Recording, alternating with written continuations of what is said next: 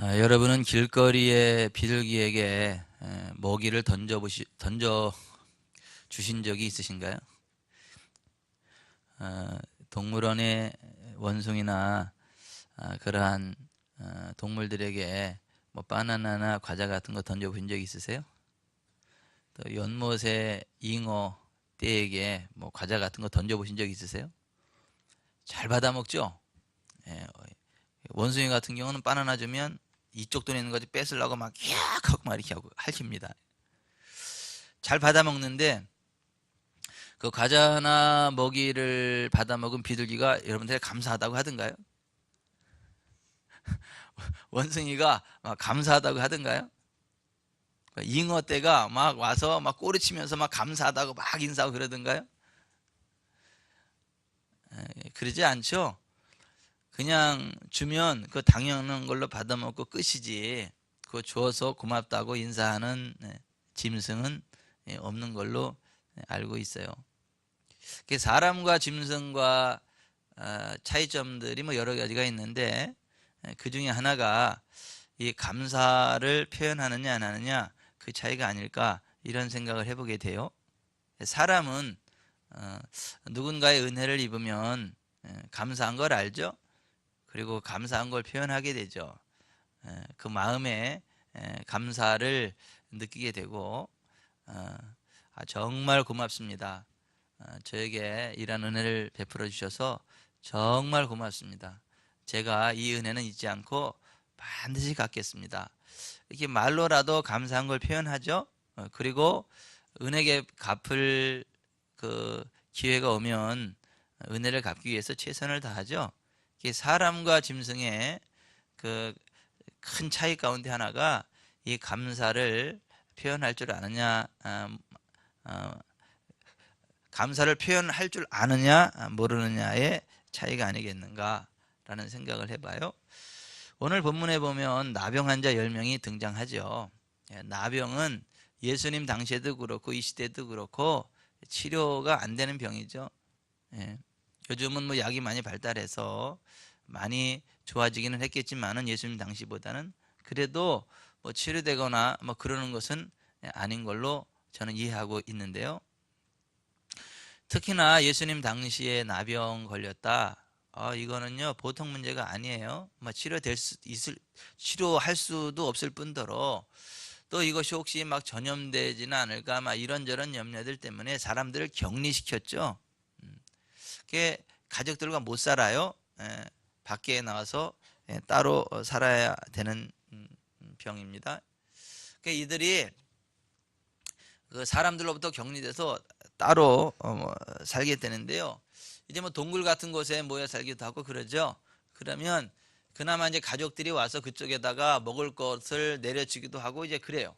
그러면 가족들이 가져다 주는 것을 갖고 먹고 겨우겨우 연명하면서 살아가는 거예요. 그런데 만약에 가족들마저 없다, 음식 같은 거 넣어줄 가족들마저 없다 그러면 정말 방법이 없어요. 무슨 건강해서 밖에 나가서 일을 할 수 있는 것도 아니고 또 뭘 돈벌이를 해서 먹을 수 있는 게 아니에요. 누가 주지 않으면 그냥 굶어 죽어야 돼요. 그러니까 굶어 죽을 수는 없고 그냥 이제 가족도 없고 뭐 누가 이렇게 도와주는 사람도 없는 그 나병 환자들은 자기들끼리 삼삼오오 모여가지고 여기저기 다니면서 구걸해야 돼요. 그것도 사람들 가까이 가면 돌 맞아 죽습니다. 사람들이 혹시 오면 나는 부정환자요 부정환자요 소리를 쳐야 되고 그렇지 않으면 사람들이 돌로 쳐 죽입니다. 그러니까 멀리서 사람들한테 멀리서 좀 먹을 것 좀 달라고 그러면 이제 사람들이 그걸 놓고 가면 나중에 가서 받아 먹고 하는 참 불쌍한 사람들이죠. 오늘 여기 나병 환자 10명이 그런 사람들이에요. 도와줄 가족들마저 없고 뭐 이렇게 동냥을 해서라도 먹고 살아야 되는 그래서 10명이 뭐 뭉쳐가지고 이제 동냥하러 다니는 거죠. 그러다가 이제 예수님을 만났어요. 근데 이들도 주소 들은 바가 있어가지고 예수님은 그 모든 병을 치료해 주시는 분이다. 막 이런 또 주소 들은 소문은 있어가지고 또 예수님은 그 긍휼이 많은 분이다. 환자들과 가난한 자들, 죄인들을 불쌍히 여기시고 그들을 도와주시고 치료해주고 회복시켜주시는 분이다. 이런 소문을 들어서 예수님 지나간다는 거를 소문을 듣고 예수님 지나가는 것을 보고 10명이 큰 소리로 막 부르짖었죠. 13절에 보면 소리를 높여 이르되 예수 선생님이요 우리를 불쌍히 여기소서. 그러니까 10명이 합창한 거죠. 가까이 올 수는 없고 멀리서 막 소리를 높여가지고 예수 선생님이 우리를 불쌍히 여기소서. 그랬더니 예수님이 그들을 무시하지 않고 14절에 보면 보시고 이르시되 가서 제사장들에게 너희 몸을 보이라고 말씀하셨어요. 구약성경 레위기 14장에 보면 나병 환자가 고침받았으면 제사장에게 가서 확인하게 되어 있거든요. 그리고 정결 예식 행하게 되어 있거든요. 예수님이 이 나병 환자들에게 가서 제사장들에게 너희 몸을 보이라 이렇게 말씀하는 거예요. 나아야 가는 거거든요.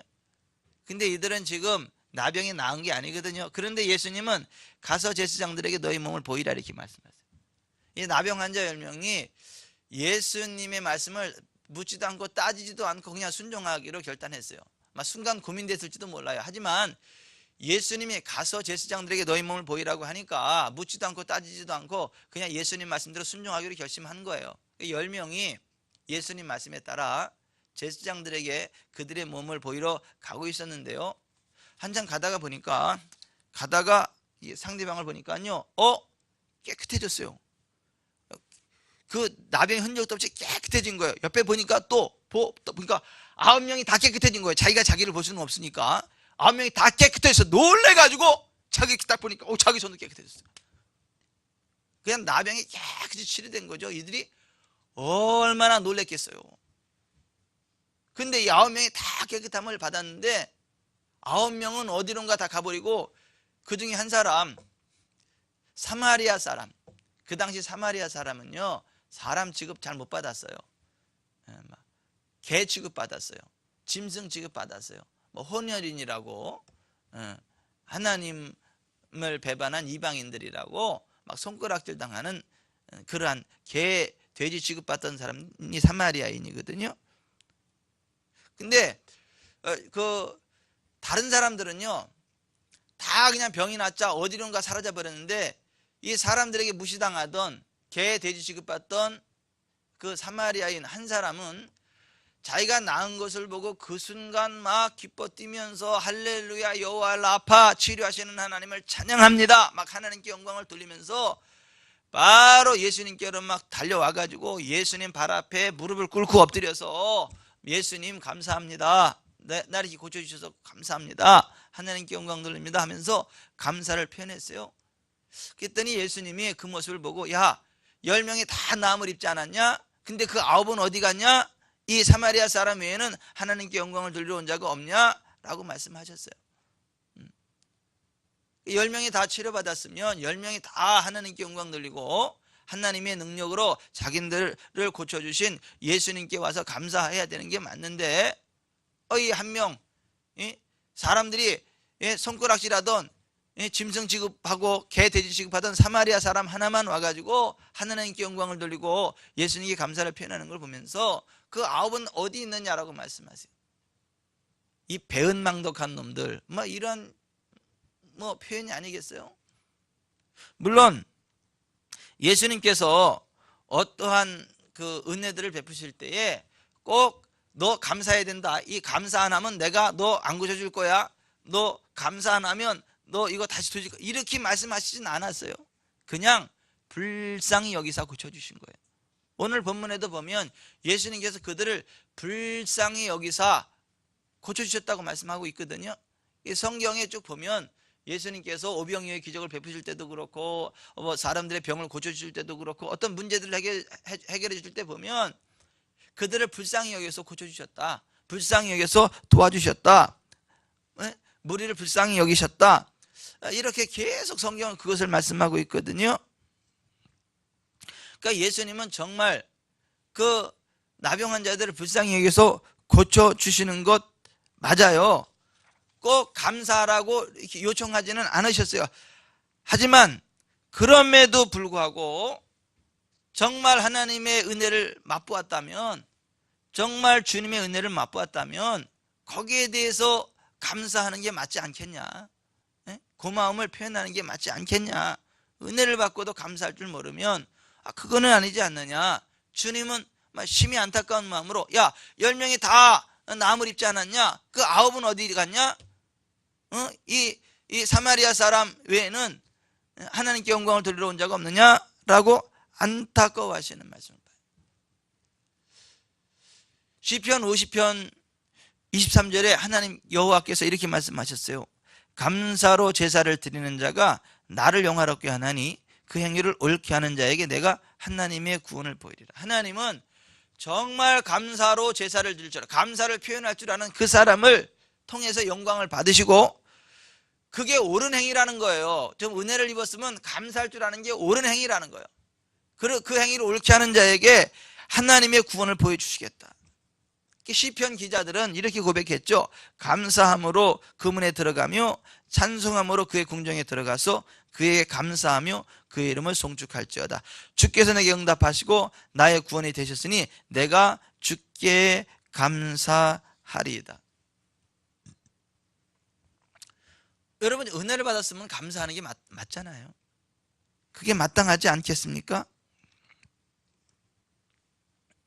오늘 주님도 은혜를 입고 감사할 줄 몰랐더니 9명에 대해서 안타까워하시는 모습을 보게 됩니다.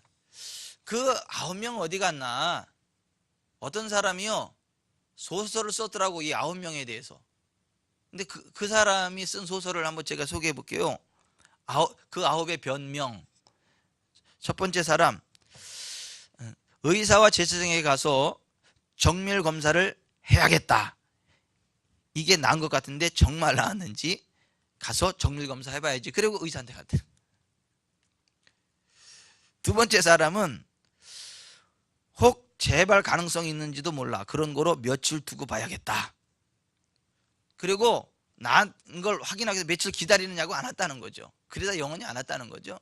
세 번째 사람은 내 병은 본래 나병이 아닌 좀 특이한 피부병 정도였는가 보다 라고 생각하고 그냥 대수롭지 않게 지나쳤다는 거예요.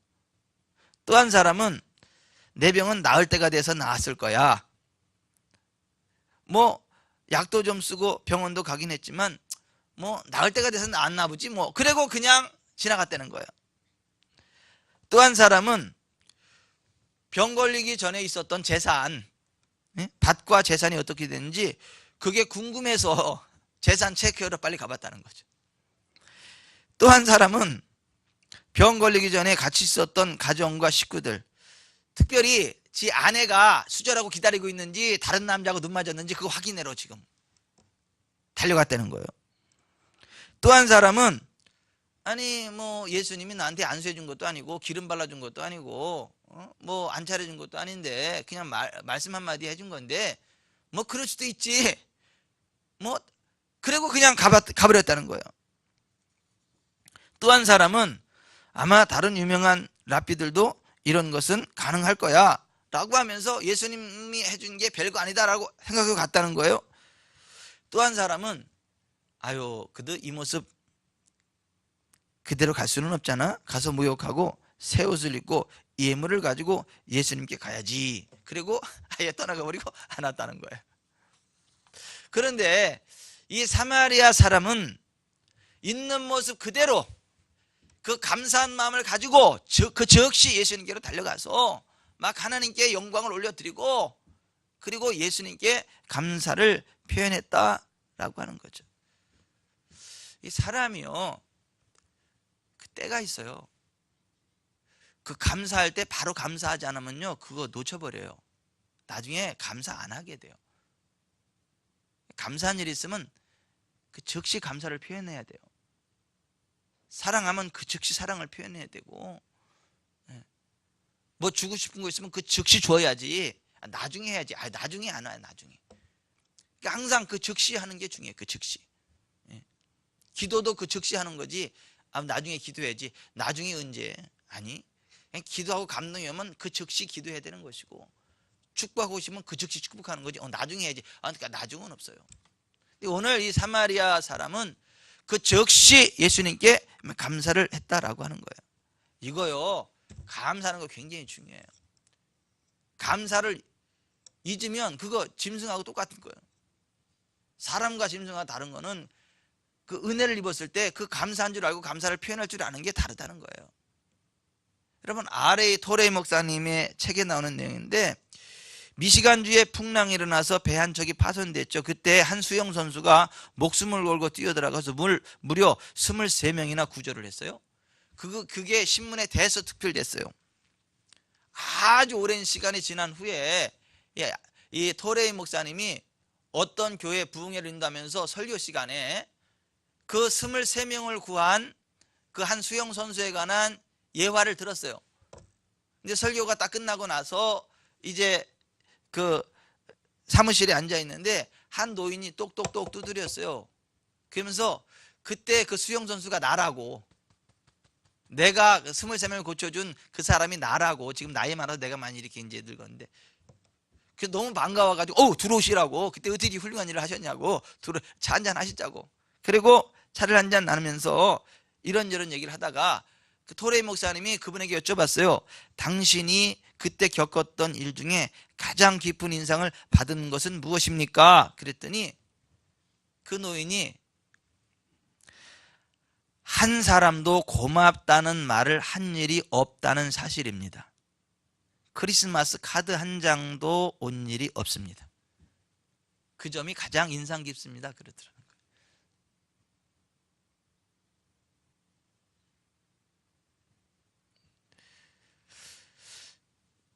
감사할 줄 알아야죠. 우리는요, 정말 감사할 줄 알아야 돼요. 하나님의 은혜에 대해서. 그리고 우리들에게 은혜를 베푼 사람들에 대해서 정말 감사해야 돼요. 우리가 지나온 그 시절을 보세요. 가난하고 병들고 어려웠던 그러한 날들이 있었을지라도 그래도 오늘의 내가 있잖아요. 그래도 오늘 내가 이 자리에 앉아 있지 않습니까? 그거 감사해야죠. 그래도 과거보다는 앞으로 점점 더 좋아지도록 도와주실 하나님 우리 아버지시잖아요. 그거 감사해야죠. 오늘 또 나 홀로 있지 않고 그래도 주변에 그 함께하는 사람들이 있잖아요. 이거 감사해야죠. 이거 먹을 거 있잖아요. 이 감사해야죠. 아이고 그거 감사해. 북한에는 벌써 수백만 명이 굶어 죽었잖아요. 지금도 굶어 죽고 있고 먹을 게 없어가지고 인육 먹잖아요. 사람. 정말 우리는 지나온 인생을 되돌아보며 오늘의 내가 있음에 대해서 감사하는 삶을 살아가야 되겠다. 이미 인생 졸업한 우리의 친구들도 있지 않아요? 인생을 졸업한 우리의 후배들도 있지 않아요? 그런데 오늘 우리가 살아있는 거, 이거 정말 하나님의 은혜 아니겠어요? 하나님께 감사해야 되지 않겠어요? 오늘의 나를 있게 해준 사람들에게 감사해야 되지 않아요? 오늘의 내가 그냥 있는 게 아니잖아요. 부모님이 나를 낳아주시고 키워주셨기 때문에 오늘의 내가 있는 거 아니겠어요? 또 내 주변에서 나를 격려하고 도와준 친지들이 있고 또 이웃들이 있으니까 오늘의 내가 있는 게 아니겠어요? 나에게 지식을 가르쳐준 학교 선생님들이 계시고 정말 내 주변을 돌아보면 오늘의 내가 있기까지 나를 도와준 사람들이 얼마나 많아요? 그러니까 그러한 사람들에 대해서 감사해야 되지 않겠어요? 고마워해야 되지 않겠어요? 언젠가 제가 목사님들의 모임으로 강원도 동강에서 래프팅을 할 때 거기 목사님 사모님들이 같이 갔어요. 아니 목사들이 왜 목회 안 하고 왜 또 강원도 동강에 래프팅을 왜 하러 갔냐 그러지 마세요. 목사들도 그런데 한 번쯤 가서 스트레스 풀고 오면 안 돼요? 돼요? 되죠. 목사도 사람인데 그거 뭐 1년에 한두 번 정도 뭐 좀 그러면 안 돼요. 거기 이제 뭐처럼 이제 목사님들이 그 사모님들하고 해서 단체로 그 강원도 동강대 래프팅을 갔어요. 요트 타고 내려오면서 막 물놀이 하는 거잖아요. 근데 보트를 타고 래프팅 하는 도중에 거기 건강 상태가 아주 안 좋으신 목사님 한 분 계셨어요. 덩치도 굉장히 크시고. 근데 몸이 건강 상태가 안 좋아요. 근데 막 래프팅 하다 보니까 막 물 끼얹고 또 막 이렇게 하다 보니까 막 물 들어오고 그래서 옷이 젖잖아요. 그죠? 그분 옷이 다 젖었어요. 근데요, 이게 저체온증이 온 거, 이분이 몸이 안 좋은 데다가 이 물이 젖으니까 이 저체온증이 와가지고요, 덜덜덜덜 떠는 거예요. 이렇게 막 덜덜덜덜덜 떨고 막 이래. 근데 뭐 저라도 옷을 벗어주고 싶은데 이 옷 벗어줄 게 있어야지 이게. 근데 다행히 거기 연세 드신 목사님 한 분이 그래도 옷을 그럴 때 대비해서 이렇게 자기 옷을 입고 있었거든요. 근데 그 모습을 보고 그 옷을 벗어가지고 던져줬어요. 이거 빨리 걸치라고. 그래서 그분이 그 연세 드신 목사님이 그분보다 연세 좀 있어요. 벗어준 옷을 가지고 이렇게 이제 옷을 감싸고 밑에까지 무사히 내려왔어요. 그 밑에까지 무사히 내려와서 이제 옷 갈아입고 이제 밥을 먹는 거예요. 밥. 이제 막 뽀글뽀글뽀글 찌개 끓이고 이제 막 해서 맛있게 먹는데 다들 다행이다 이제 생각을 하고 있는 거야. 목사님 큰일 날 뻔했다. 저 저체온증으로다가 큰일 날 뻔했는데 다행이다. 참 하나님 은혜다. 이제 그러고 있었거든요. 그리고 이제 막 한참 이제 분위기가 막 찌개 뽀글뽀글뽀글 끓고 이제 얼마나 좋아요. 막 한참 배고프고 이제 그 상황에 먹으려고 하는데 그 옷을 벗어주신 목사님이 웃으시면서 그 저체온증으로 고생하는 그 목사님한테 이렇게 말씀하셨어요. 아무개 목사님, 오늘 내가 살려줬지? 이랬어요. 아니, 그 너무 좋잖아요. 그죠? 그래서 아무개 목사님, 내가 오늘 살려줬지? 그러셨거든요. 그리고 우리도 다 그렇게 생각하고 있었거든요. 근데 있잖아요. 그 목사님께서요, 버럭 화를 내시고요. 눈을 확 치켜뜨시고요. 고통을 지시는 거예요. 하나님께서 나를 살려주신 것이지 어떻게 당신이 나를 살려준 거야? 라고. 제가요, 이 찌개 먹으려고 이렇게 하다가 얼어버렸어. 그 얘기를 듣고. 얼고 내가 이러고 봤어. 이러고. 나만 그런 게 아니라 순간 거기 있는 모든 목사님 사모님이 다 얼었어. 이게 얼어가지고 할 말을 잃어버리고 이래.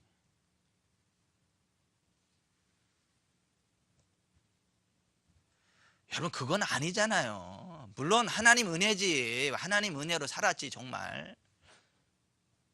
그래도 같은 입장에서 있자. 그래도 목사님이 옷 벗어가지고 있잖아요. 던져준 거 얼마나 고마워요. 그 옷 입고 저체온증에서 이게 사는 거잖아요. 그러면 고맙지. 물론 하나님의 은혜이긴 하지만 그래, 목사님 참 고마워요. 목사님도 그때 그랬을 건데 그래도 나보다 연세가 많으신 목사님이 이거 옷 벗어서 맞아, 목사님이 나 살려줬어. 첫째는 하나님 은혜지만 정말 목사님 고마워. 이렇게 해야 되는 거 아니에요? 아니, 무슨 막 소리를 버럭 지르고 눈을 그냥 막 부라리면서 그냥 호통을 치시는 거예요. 하나님께서 나를 살려준 거지 어떻게 당신이 나를 살려준 거야?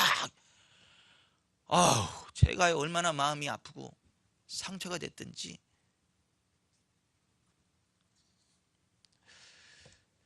여러분, 오늘의 내가 있는 게 있잖아요. 물론 하나님 은혜죠. 하지만 오늘의 내가 있기까지 나를 도와준 사람이 있거든요. 내 아내가 있고 내 남편이 있고 내 부모가 있고 내 이웃이 있고 친지가 있고 친구가 있고 이렇게 저렇게 나를 도와준 사람들이 있는 거거든요. 그럼 그런 거에 대해서 그거 고마운 줄 알고 좀 고맙다고 말하면 안 되나요? 참 감사하다고 이야기하면 안 되나요? 그냥 뭐 하나님이 은혜니까 괜찮아요? 저는요, 제 아내가 있으니까 오늘의 내가 있어요. 제 아내가 없으면 오늘의 저는 없어요. 저는 제 아내에게 늘 고마워요.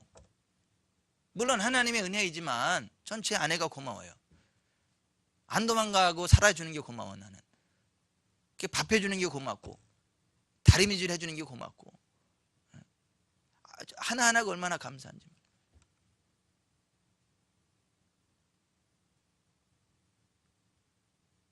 여러분, 내 아내 이 고마운 줄 알아야 돼요.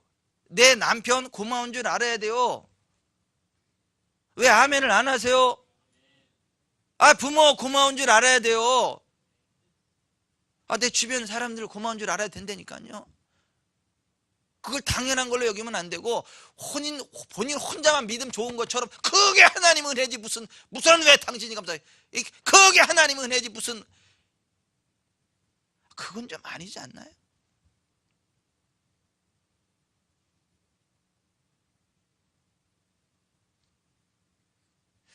여러분, 성숙한 사람은요, 세 마디를 할 줄 아는 사람이 성숙한 사람이라 그러더라고. 다른 사람의 은혜를 깨닫고 고맙습니다. 손 아래 사람이면 고맙네, 고마워, 이렇게. 또 자신의 잘못을 깨달았을 때에 미안합니다, 미안허이, 뭐 이렇게 이야기할 줄 아는 사람, 이게 성숙한 사람이에요. 그리고 자신의 부족을 깨달았을 때에는 도와주십시오, 자네가 날 좀 도와주면 안 되겠나? 이렇게 정중하게 도움을 좀 요청할 줄도 알고, 그게 성숙한 사람이에요. 아나무인 독불장군 자기밖에 없고 뭐 자기 혼자 뭐 다 할 수 있는 것처럼 다른 사람이 도와주면 그걸 겸손하게 받을 줄도 알아야 되는데, 그건 막 쳐내고, 그건 성숙한 모습이 아니죠. 정말 고맙습니다, 미안합니다, 도와주세요, 이게 성숙한 사람.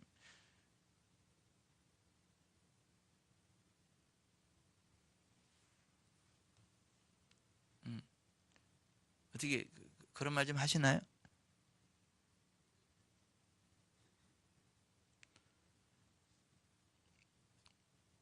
정말 오늘의 내가 있는 거에 대해서 하나님께도 감사하지만 내 주변 사람들에게도 감사할 줄 알아야 돼요. 건강과 평안을 주신 하나님께 감사해야 돼요. 여러분, 건강하게 당연한 거라고 생각하시나요? 아니에요. 여러분, 방귀 뀌는 거 당연하다고 생각하세요? 아니요. 그 방귀 뀌는 게 얼마나 감사한 건 줄 아세요? 제가 언젠가 병원실만 갔어요. 그랬더니 옆 병실에 있는 사람인데 위장 수술을 했는데 보름 동안 방귀가 안 나와가지고 아무것도 못 먹고 이거 수액만 꽂고 있고 막 너무 힘들어 하시는 거예요. 제가 그 얘기를 듣고 너무 안타까워가지고 가서 제가 기도해 드려도 될까요? 그리고 복음을 전하고 그분 손에다가, 아니 손에다가 아니라 손에다가 위를 얹은 게 아니라 그분 배에다가 손을 얹고 제가 기도했어요. 그리고 예수 이름으로 위장 움직여 그랬거든요. 이게 꾸르륵 꾸르륵 움직이는 거야, 위장이. 이럴 때 아멘 해주셔도 괜찮은데, 아니 보름 만에 움직였던데 왜 이렇게 화가 나서 아멘을 안 하신대? 아니 이게 꾸르륵 꾸르륵 움직이는 거예요, 이게 위장이. 그러니까 이분이 움직여요 그러면서 너무 좋다 얼굴이 환해지면서 막. 여러분, 이게요, 위장 움직이는 게 얼마나 감사한 건 줄 아세요? 방귀 한번 나오는 게 얼마나 감사한 건 줄 아세요? 우리는요, 정말 그런 것들에 대해서 내가 지금 방귀 낄 수 있는 거 하나가 얼마나 감사한 거고, 물 마실 수 있는 게 얼마나 감사한 거고, 밥 한 술이라도 먹을 수 있는 게 얼마나 감사한 거고, 다들 막 너무 감사해서 속으로만 아멘 하시나? 이게 얼마나 감사한 줄 아셔야 돼요. 그리고 정말 이 감사를 표현할 줄 알아야 돼. 하나님께 감사해야 되고, 스스로에게 감사할 줄 알아야 되고, 병천아 너 참 고맙다, 건강하게 살아줘서, 막 이렇게.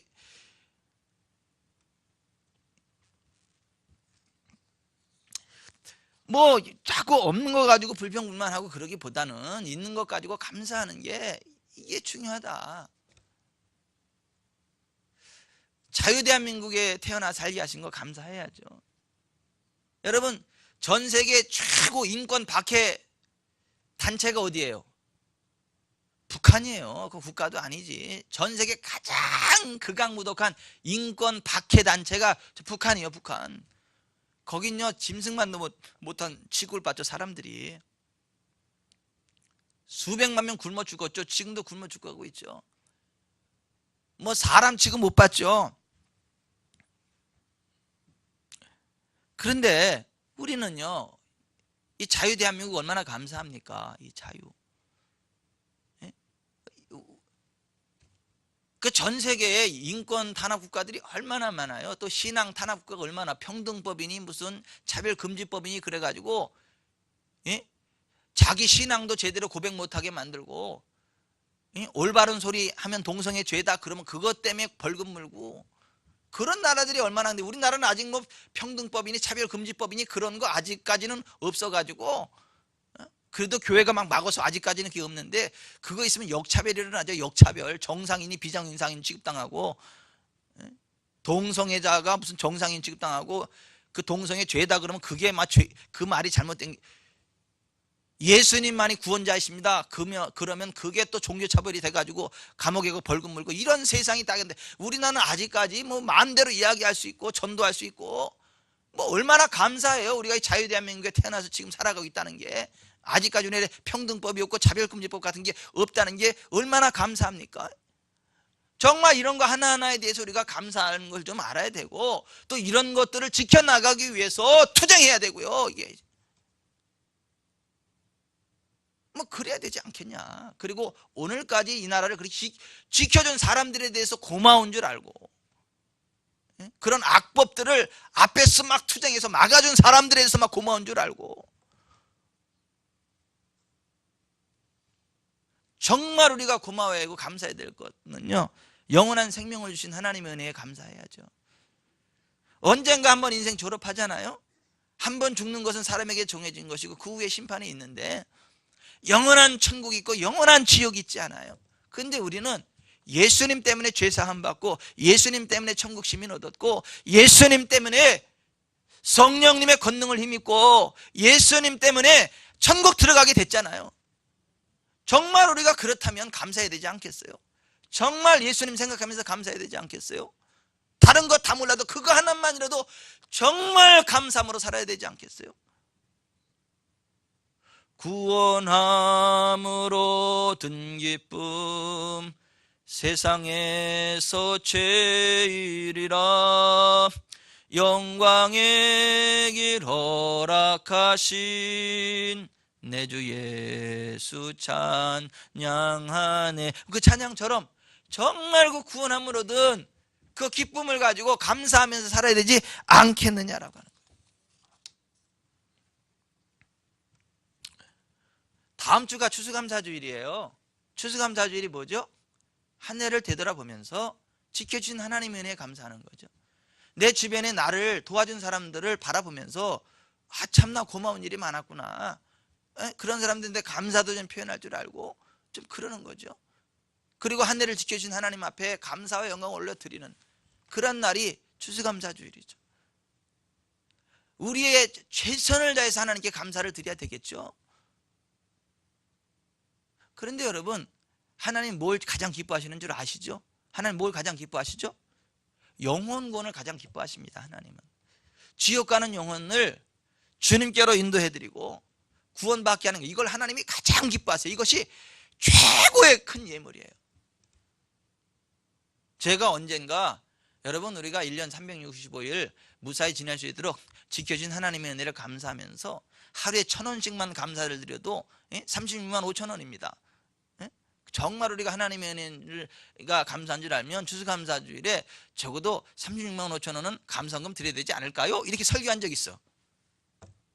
그리고 그 해에 제가 이 헌금 몽도 붙잡고 기도를 하는데 정말 36만 5천 원 헌금하신 분들이 많이 있더라고. 근데 그 중에 한 분이 17만 5천 원인가 했더라고.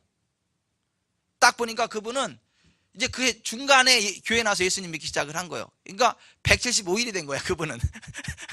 175일. 그러니까 자기는 이제 교회 나와서 이제 예수님 믿고 그때부터 이제 하나님 자녀로 살아가기 감사하다. 그래서 17만 5천 원을 했더라고. 그래서 제가 그걸 보면서, 야, 참 아름답다. 정말 순수하다. 제가 이런 생각을 해봤는데, 여러분 우리가 하나님의 은혜를요, 뭐 돈으로 감사하면 얼마나 감사할 수 있겠어요? 사실 뭐 하루하루 살아가면서 그 감사가 이게 1,000원으로 되겠어요, 사실? 근데 사실 우리는 그것도 쉽지 않아요, 그죠? 여러분은 쉬우세요? 아, 나도 어려워. 저도 어려워, 그거 하는 게. 근데 하나님은요, 그런 거 가지고 그렇게 감동 받으시는 분 아니에요. 하나님은 정말 죽은 영혼 살아나는 거, 그거 기뻐하세요. 정말 사람 영혼들 주님께로 인도해드리는 이걸 최고로 기뻐하세요. 다른 거 다 못해도 정말 죽은 영혼 주님께로 인도해드리면 주님은 그걸 최고로 기뻐하세요. 주님께 드릴 수 있는 최고의 가장 값진 선물, 가장 값진 예물이 뭐냐 하면 죽은 영혼 살려서 주님께로 데려오는 거예요. 지옥 가는 영혼 주님께로 인도해 드리는 거예요.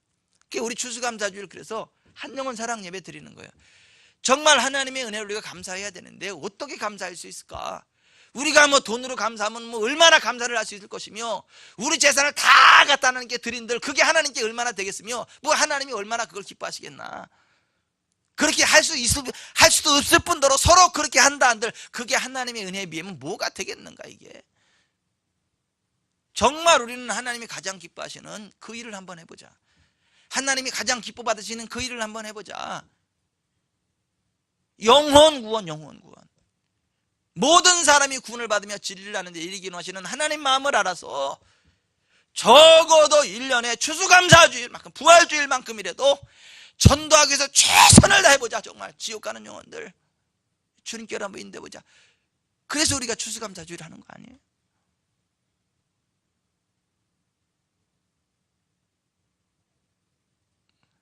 여러분, 우리가 정말요 영혼 구원에 한번 최선을 다해 봅시다. 다음 주일 추수감사주일 영혼 구원 최선을 다해 봅시다. 최선을 다해도 안 된다, 하나님도 그거 아시지. 하지만 최선을 다 안 했다, 그거는 좀 문제가 되겠죠. 하나님 우리의 중심을 보시잖아요. 정말 영혼 구원을 위해서 최선을 다하는 한 주간 되실 수 있기를 예수님의 이름으로 축복합니다. 그리고 정말 우리가 영혼 추수해드려가지고 하나님께 예배드리고 감사하는 그런, 전 다음 주 정말 추수감사주일이 정말 의미 있는 추수감사주일 되기를 바랍니다. 정말 하나님께 영광 돌려드리는 아름다고 복된 추수감사주일 될 수 있기를 예수님의 이름으로 축복합니다. 기도하겠습니다.